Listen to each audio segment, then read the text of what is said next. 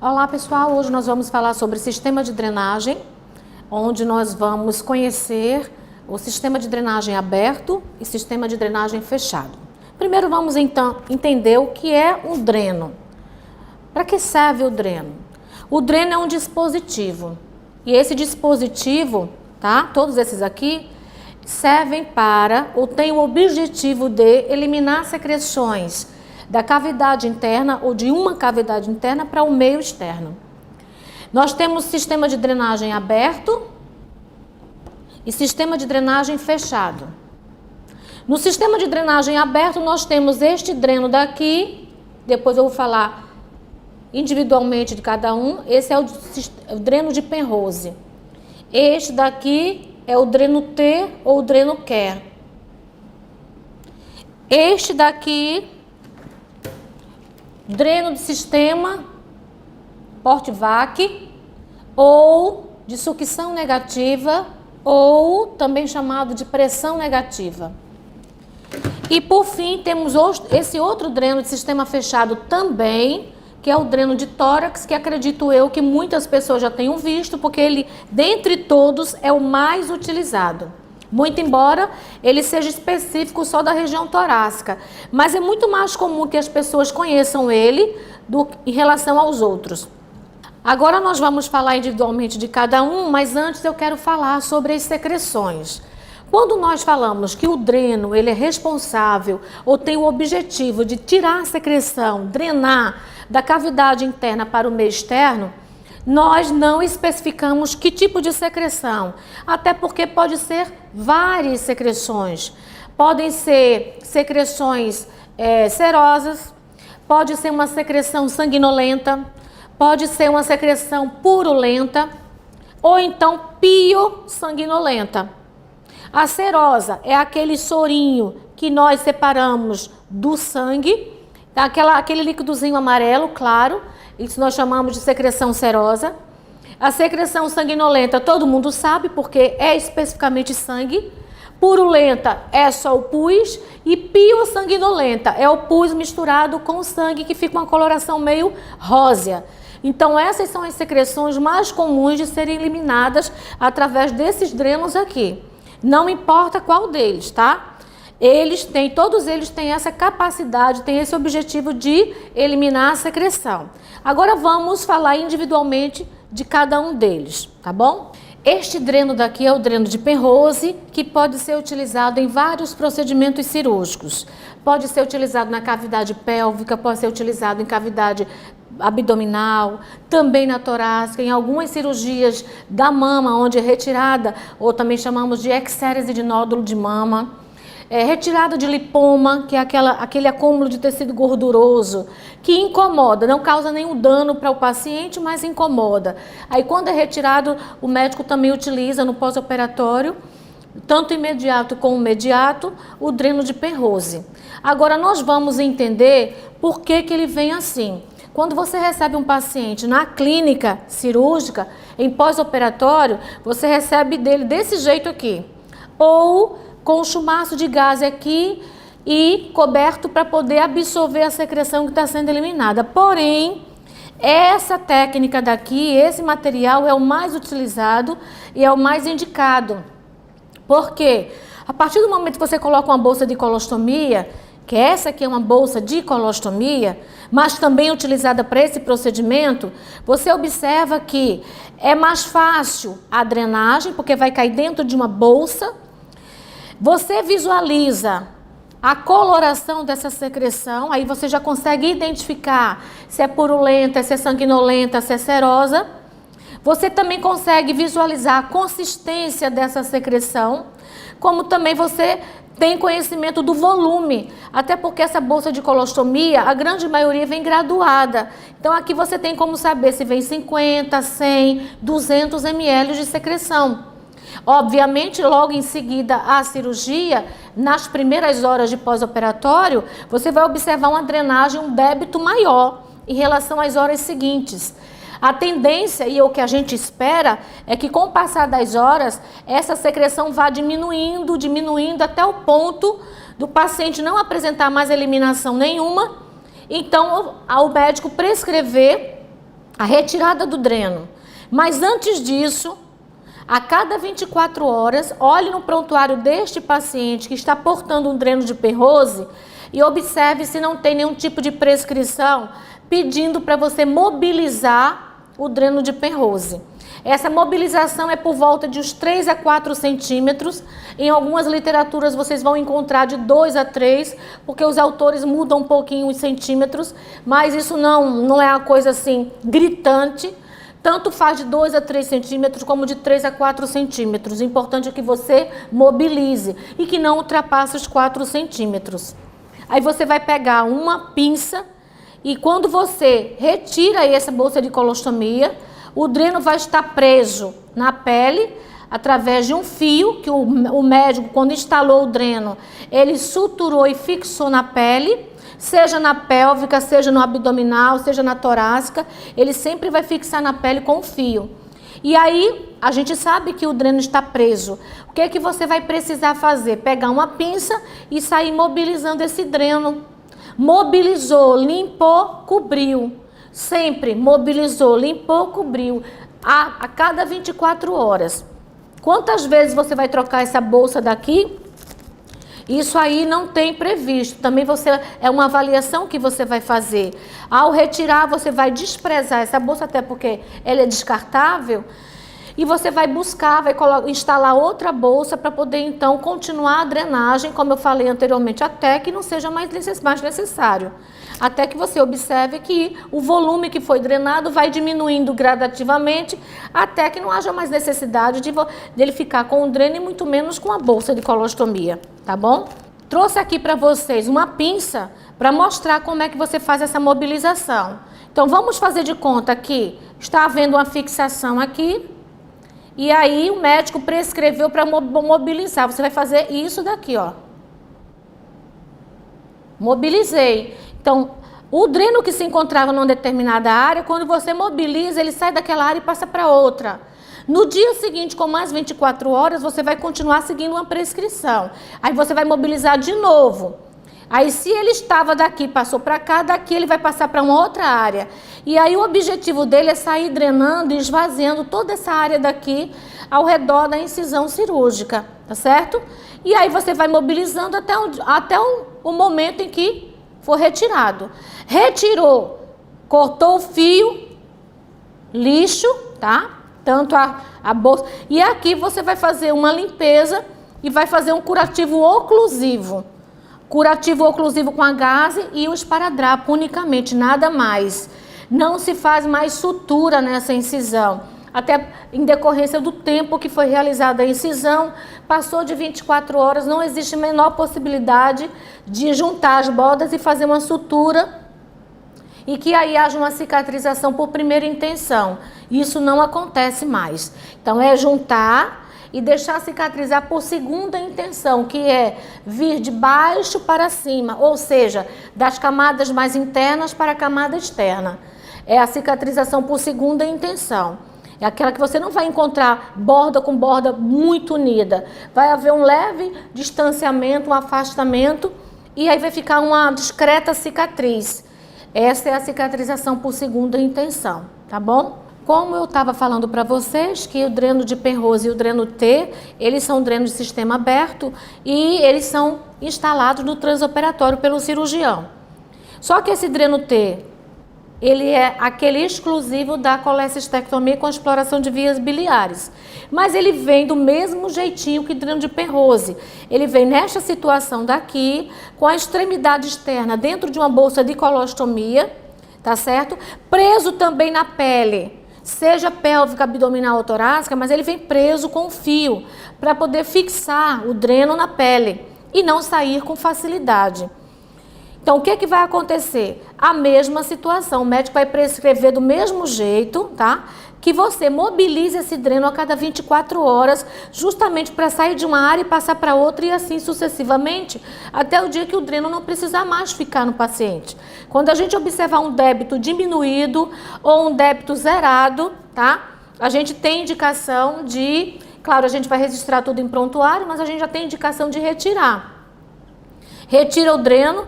E aí, quando a gente retira o dreno, você vai agir, você vai proceder da mesma forma que o dreno de Perrose. Esse orifício vai ficar aberto, na ausência do dreno, você coloca aqui uma gaze, protege, porque aí o restinho ainda de secreção que permanecer naquela área, e de acordo com os movimentos que o paciente for fazendo, pode ser que ele elimine ainda alguma coisa, mas que não é necessário ficar o dreno, porque este dreno, lembrem-se, é um dispositivo que funciona como um corpo estranho no paciente. Então, quanto mais tempo ele permanecer aí, pior para o paciente, porque aí o risco de infecção é grande. Qual é o nosso objetivo? Sempre acompanhar, sempre drenar, sempre esvaziar, observar e registrar. Sempre registrando e comparando o dia anterior com o dia atual, para poder saber se está realmente havendo uma diminuição. É importante também a gente comparar as secreções. Eu ontem eliminei uma secreção muito sanguinolenta, hoje foi uma secreção serosa. E aí eu vou observando se a consistência da secreção também vai diminuindo tanto quanto o volume.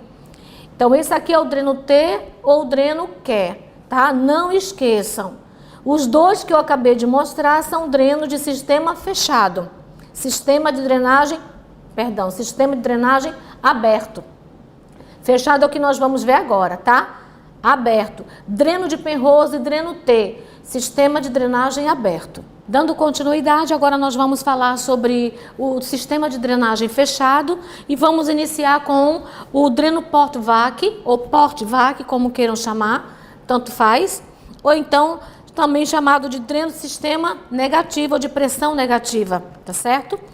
Esse dreno daqui, ele normalmente, ele é utilizado em algumas cirurgias específicas, tipo cirurgia neurológica, cirurgia ortopédica, muito utilizado em cirurgia de fêmur, utilizado também nas cirurgias plásticas de abdominoplastia ou nas cirurgias de mastectomia. A paciente pode também ser submetida a uma retirada de mama e na retirada da mama, no pós-operatório imediato, ela ficar com esse dreno até o dia que for necessário. Quando é que é necessário? Para todos os drenos, não é só para esse não. Sempre vai ser necessário a paciente permanecer com o dreno até que esteja drenando secreção, porque esse é o objetivo dele. E a gente precisa estimular essa drenagem com mobilização do paciente e tudo mais, para poder esse dreno ser retirado o mais rápido que puder. Porque, como eu falei anteriormente, esses drenos são dispositivos que funcionam no organismo do paciente como um corpo estranho.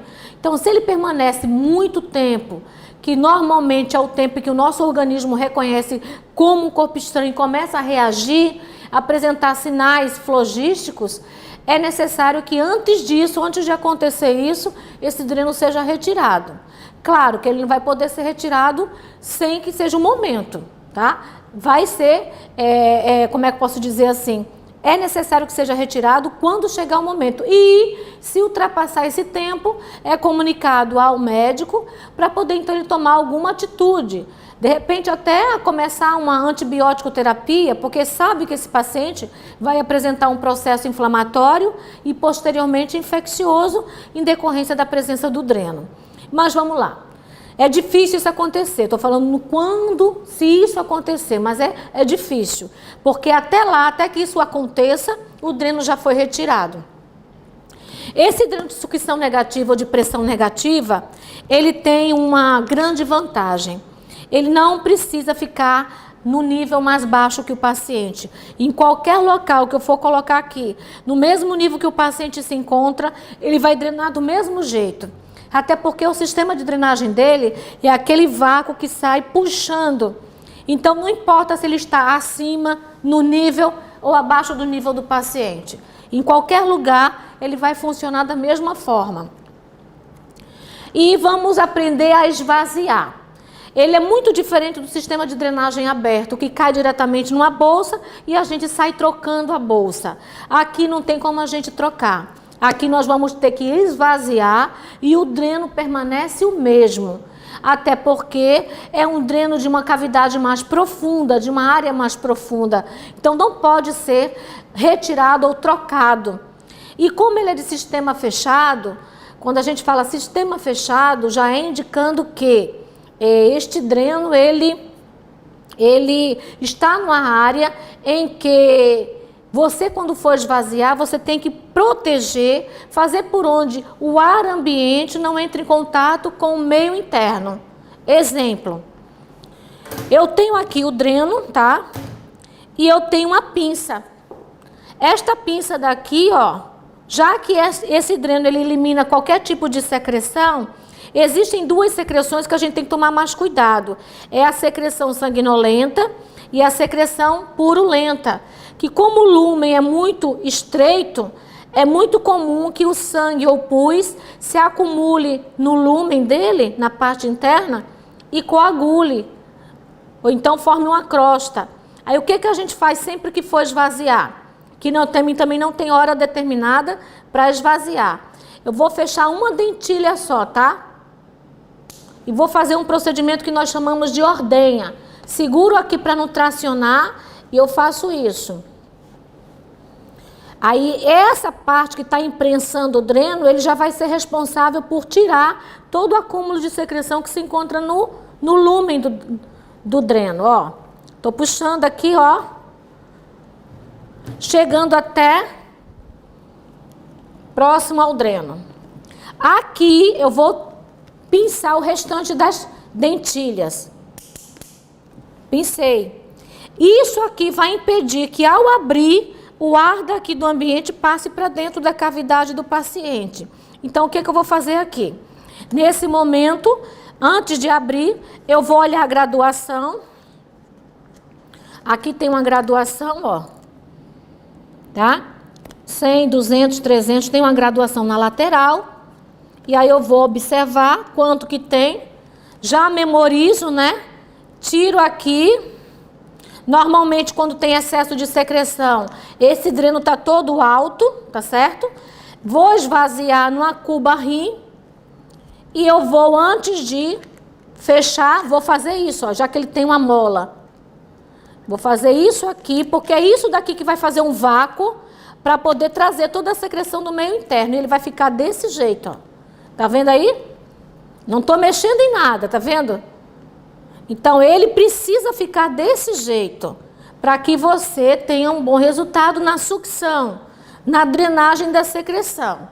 Claro que depois você vai abrir, tá certo? Você vai abrir a pinça, tá? E aí vai trazer ela para o mesmo local anteriormente que se encontrava. Mas o dreno tem que ficar assim. Quando a secreção começar a ser drenada, aí ó o que acontece quando a secreção começa a chegar no dreno. Ó. Tá vendo aí? É isso que acontece quando a secreção começa a chegar aqui. E que vai nos mostrar que é o momento ideal ou é o momento certo para você esvaziar. Certo? É assim que funciona. Aqui nós vamos dar continuidade ao sistema de drenagem, falando ainda sobre o sistema de drenagem fechado. Falamos anteriormente sobre o de sucção negativa, que é o dreno Porte-Vac ou Porte-Vac. Já aqui nós vamos falar sobre um dreno que é muito conhecido, muito utilizado, mesmo que seja utilizado especificamente na cavidade torácica, mas é um dreno que é muito visto e a gente precisa aprender de verdade, todos na verdade, gente. Mas esse daqui, por conta de ser mais comum, a gente não pode esquecer de forma alguma. O dreno de tórax é um dreno de sistema fechado. Ele precisa ficar no nível mais baixo que o paciente, tá? Então, ele não consegue drenar porque é através da força da gravidade. Ou você deixa ele sempre no nível mais baixo, ou então a tendência vai ser essa secreção que está sendo drenada voltar para a cavidade pleural. Isso jamais pode acontecer. Esse dreno daqui tem uma pinça também, tá? Que nós vamos precisar também fazer a mesma coisa que fizemos com o dreno de sucção negativa, que é a ordenha. Então, lá na verdade, quando eu for precisar, vou fazer a ordenha, tá? Tirando também do lúmen da conexão toda a secreção que tiver acumulada. Então, nesse momento daqui, o que eu estou fazendo nós chamamos de ordenha. Aqui eu fecho todas as pinças, as dentilhas no caso, e aí eu vou eliminar. Antes disso, eu vou falar em quais situações é utilizado o dreno de tórax. O dreno de tórax ele é utilizado em algumas situações específicas, tudo relacionado ao tórax. Ele vai ser utilizado no sistema de drenagem pleural quando lá dentro da cavidade pleural existir ar. A terminologia científica para isso nós chamamos de pneumotórax. Também é utilizado em situações de hemotórax, que é justamente o acúmulo de secreção sanguinolenta lá dentro da cavidade pleural.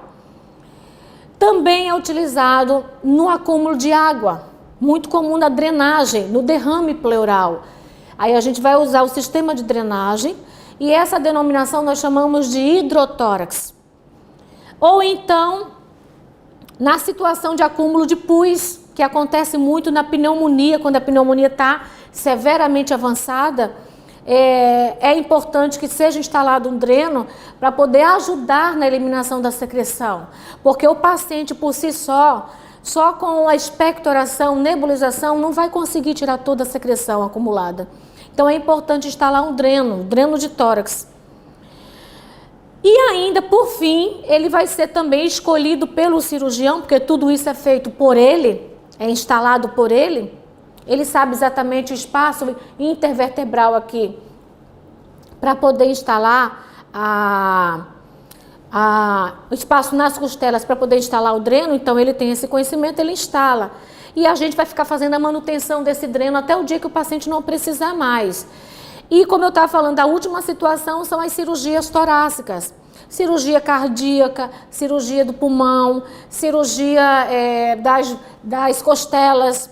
Então pode haver necessidade sim do médico utilizar esse dreno de tórax, que ele só faz instalar e a gente faz todo o acompanhamento desse dreno, como eu falei, até o dia que não for mais necessário.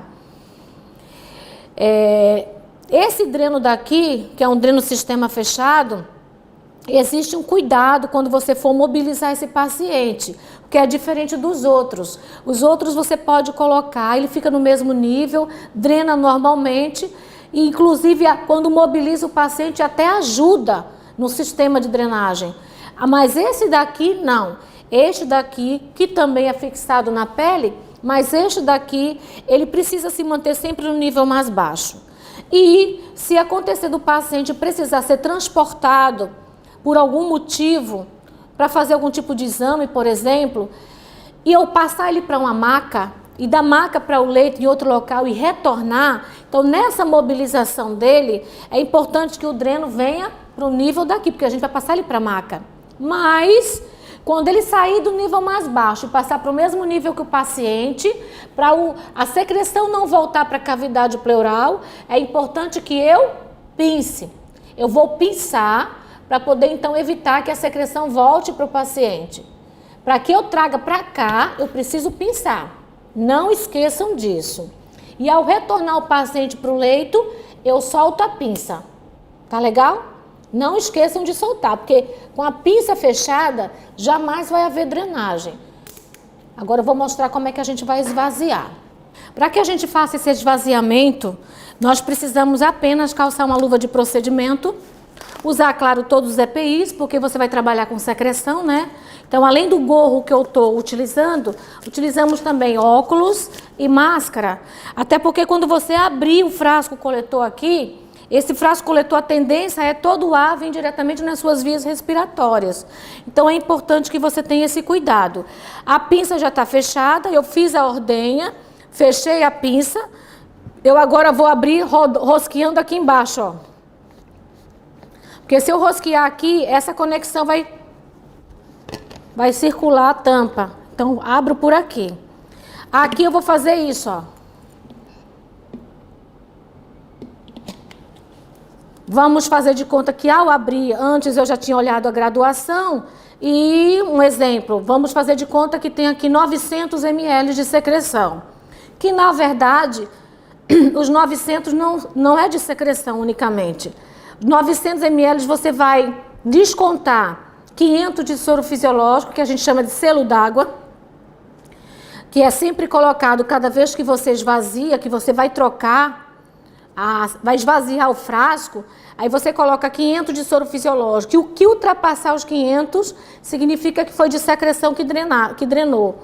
Então, se eu tinha 900 aqui, 500 é de soro e 400 de secreção, que é o que eu vou anotar no prontuário do paciente.